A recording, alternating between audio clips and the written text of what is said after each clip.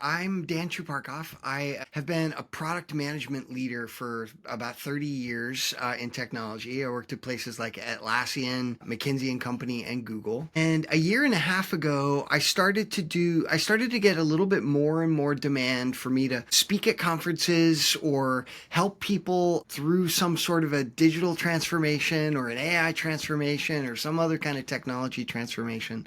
So 18 months ago, I quit Google and now I just do this full time. I'm helping people through figuring out what AI is going to mean for their business and their future of work. I think there's certainly a clear distinction between the people that just have ideas and the people that can actually get their ideas into the market. And the biggest way I've seen people start to figure out how to do that is when they get away from the committee voting on the best idea to getting ideas into the market and let customers give you data on whether it's a good idea or not. When it's a person's opinion trying to decide which ideas are going to be the best, that person is coming with very limited exposure to lots of different ways of doing things. They're coming with their own bias, their own thinking, and all those things sort of cloud your ability to pick the best, newest, ingenious ideas for your customers. And so the companies that really do it well are the ones that get the little seeds of ideas into the market and then start paying attention to their customers' reaction to those things, capturing data, capturing excitement, and then building on that customer excitement instead of trying to make it a committee idea battle behind the scenes with your customer not even involved. Yeah, so I think first and foremost, I think the most important thing I'm looking for when I hire a product manager or an engineer or a marketer or a growth hacker for my team, I want them to understand how to find the smallest version of this idea that we can possibly find so that we can build that and put it into the market and get some feedback on it, right? I think that fundamental agile idea got kind of clouded by a bunch of other agile, capital A agile things, like, boards and stand-up meetings and Jira and like all these other things, became agile. And I think sometimes people have lost the fundamental root of that, which is the only thing that matters is customer feedback on something real that they can use.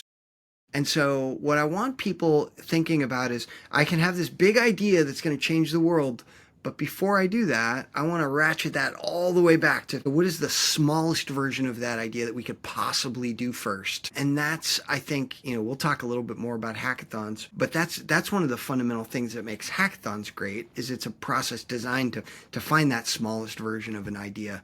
And that's, I think, the thing that will set successful teams apart from the teams that have great ideas but can't get them built. I think there's a couple of things that make teams better at innovating. I have a book coming out later this year and it's called The Innovation Machine, and we'll talk about these things in a little bit more detail. One of the most fundamental things that a lot of teams don't have in place is a way to experiment. Like, how can we just try some risky things out first before it matters, before it creates any risk? Where's the sandbox that we can play in? I talk to a lot of teams about AI right now, and some teams are thinking, I can't use AI. ChatGPT and Claude are both blocked on my network because I'm so afraid somebody's going to just start copy pasting all their emails in, and then all our proprietary data is going to be in the cloud. And to those teams, I say, that's great. I'm glad that you're thinking about the risk and your proprietary, leakage. But what I want you to do is give all of your people $20 a month to sign up for ChatGPT at their house. Play around with it, not for company stuff. Ask ChatGPT what you should make for dinner tonight, right? Ask ChatGPT to write your best man toast at the wedding you've got coming up. Like, I want you to play around with these tools in a sandbox. And the companies that are most successful with innovation figure out a way to build a sandbox that their people can play in with new ideas so that when they are ready, when they're ready for prime time, when they're ready for deployment, when they're ready for pouring budget at it, it's not the first time your people ever touched these tools. That's pretty important. Yeah, so first of all, I've definitely done a bunch of hackathons in the past, both at the organizations where I worked, Google and McKinsey and Atlassian. But also now when I do coaching to other teams, we will sometimes do a 1 hour ideathon as part of a workshop that I'm delivering. I learned at Atlassian something really important. I worked at Atlassian back from 2011 to 2014, and we had a hackathon program which was kind of world known called Ship It Day. And it was called Ship It Day because in order for it to count, you had to actually deploy what you made. You had to ship it. And what I learned there is that a lot of people think of hackathons as an ideation session. But most companies actually don't have an ideation problem. Like if I take 25 people and put them in a room with a bunch of Post-it notes and say, write down 10 ideas each on a piece of paper, I will come out of that, with 1,500 ideas. That's not the problem that most people have. What people have a problem with is getting their ideas into the hands of people that can give you feedback on whether it's good or not. And so the best, most important hackathon thing, I think, is to get these projects to a point where they could be deployed. Now, maybe you have a labs section of your product where customers go there and they can click on stuff and play around with it with demo data that's not even real. Something like that will give people the opportunity to take some of their hack ideas and get them in the hands of people whose real opinions matter. Because if you have a hackathon and you have all these ideas and then you vote for the best one and then you take that best one and go to your VP and say, we need $1 million because this one was the winner of our pizza party. They're like, I didn't even want to spend the money for your pizza. I'm certainly not going to give you $1 million now. Because you still have the same bureaucracy that you always had. That's, I think, the main thing that I learned in hackathons over the years. But yeah, that was an important learning experience for me because I thought about hackathons in a different way going forward. One more thing I'll say about that is, when you work as a product manager, a lot of people are product managers or engineers or designers working on products that are kind of consumer facing, like working on a product that you yourself are also a customer for. That's kind of easy because you have your own ideas, you know what you want, you just build your own ideas into the product or you argue for the things that you're passionate about. But when I started working at McKinsey, I started working on software for healthcare people, like radiologists. I'm building software for a radiologist. I'm not a radiologist. My opinion does not matter. I don't have any experience that helps us pick the right things. I don't have any thoughts. I don't have any agenda. None of that stuff matters. And so my job as a product person was to build software that I could put in front of radiologists so that they could tell me if it was a good idea or not. And when you find software people or innovation people that can build for users that aren't themselves, they're generally a lot better because they separate their own opinion from the equation. Yeah, I think the AI is a phenomenal brainstorming assistant. I think it will, if you want 150 new ideas, it'll give you 150 new ideas. It might even give you 150,000 ideas if you keep pushing it. But what AI is not as good at is figuring out which of those ideas should we pursue. Like which of them are important for us right now. And usually that's true because AI doesn't quite have as much context as you have in your head. And now maybe you'll get really, really good at prompt writing and you'll write all this context that you're thinking about into prompts. But actually you have like millions of bits of context in your head, not just or dozens. And so no matter how good you get at prompt writing, you'll always have stuff in your head that helps you pick the best or the most important one of these things first. And so I think people should use AI as a brainstorming partner, but they should do this in sort of passes where let AI generate a bunch of ideas and then have you and some of your coworkers and maybe your customers bucket those ideas into groups, like really good ideas, mediocre ideas, and things we should table for now.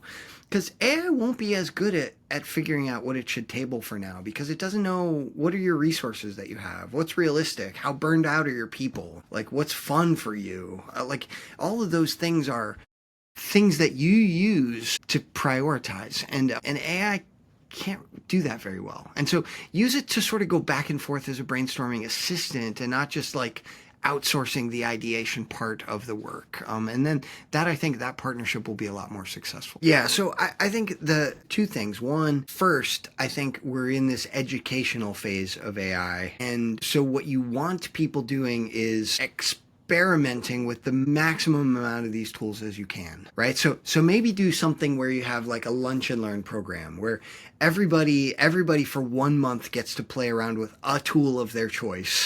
And then they come back and share like what they liked about it, what they hated about it, and if they had to subscribe to the tool with their own money, would they do it, right? Treating that lunch and learn process as a way of dabbling in this very wide field where there are lots and lots of tools and the amount of tools is changing every time.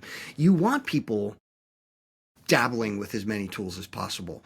What you don't want to do is if you have, 800 people in your organization, you don't want 800 ChatGPT Pro accounts for $200 a month, right? Until you're really sure you're going to get the ROI.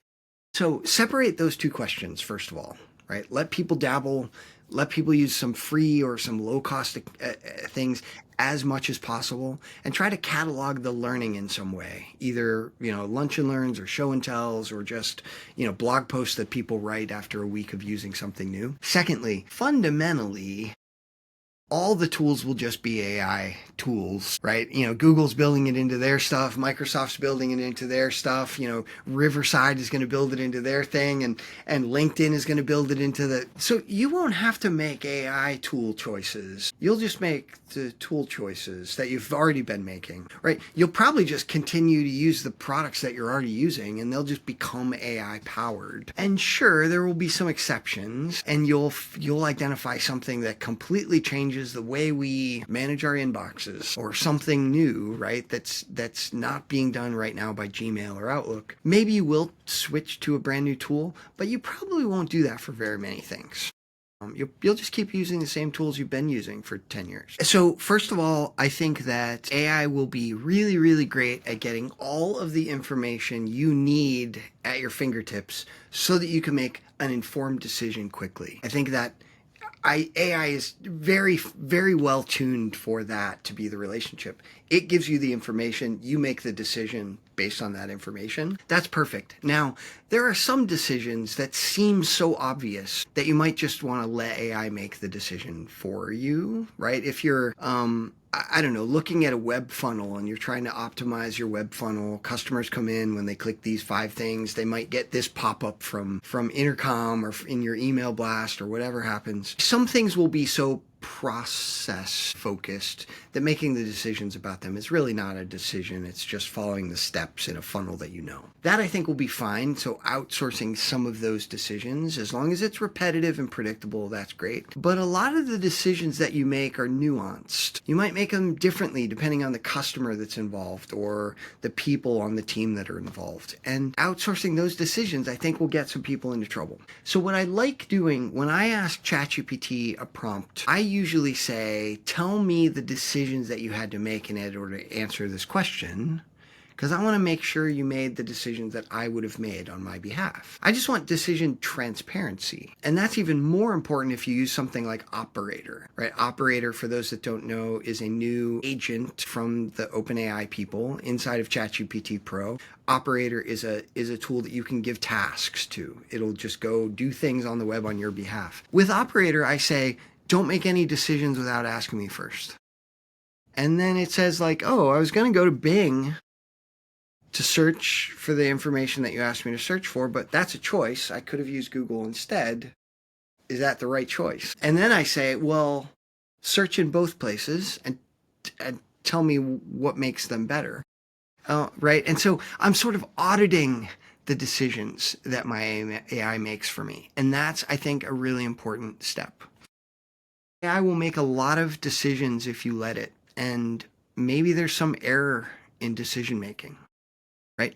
When we look at web hosting, web uptime is usually something like 99.99%, right? We call that 5 nines of availability.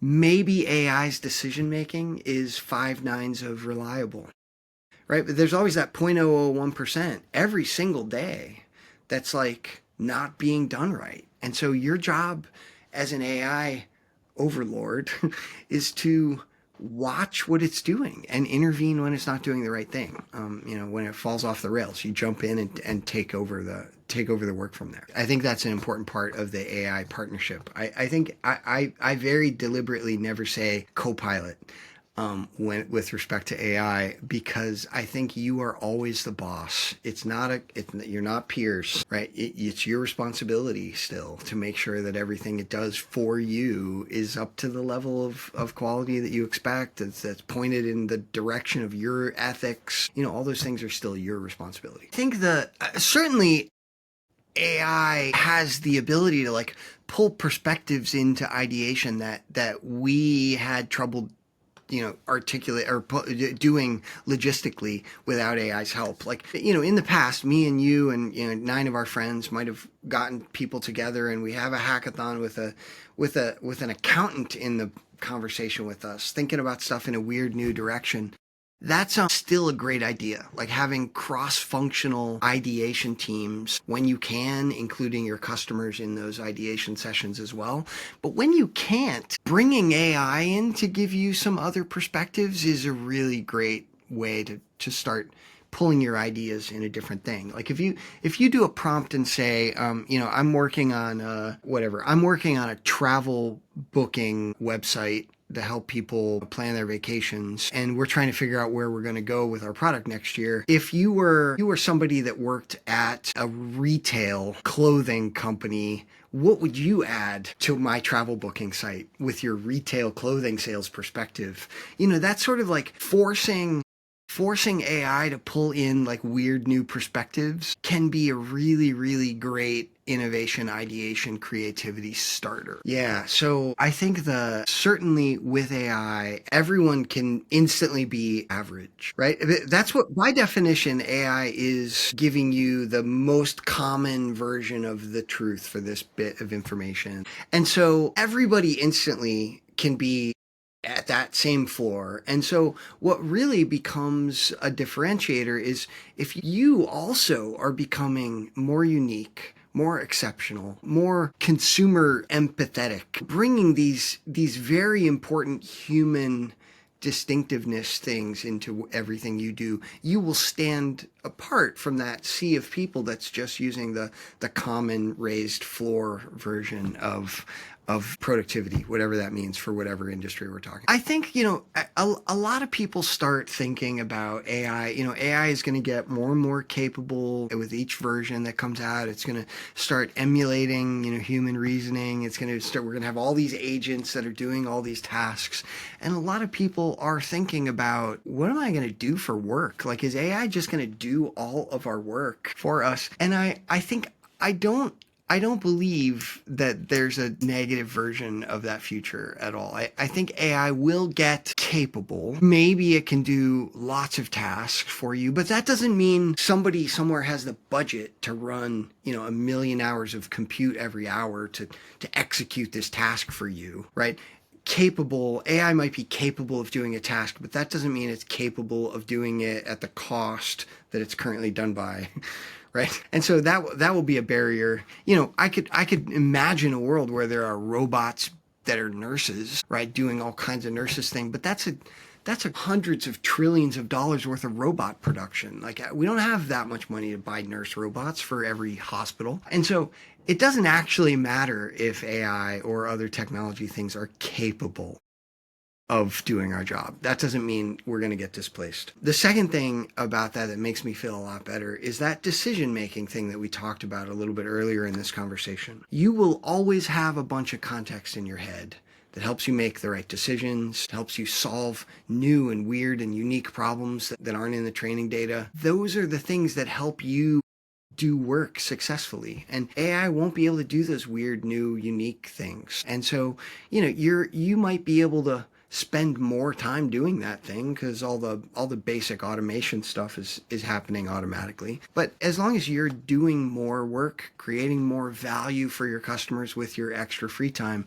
I think you're going to continue to keep having a super productive life, even with your AI assistants helping you on some of that.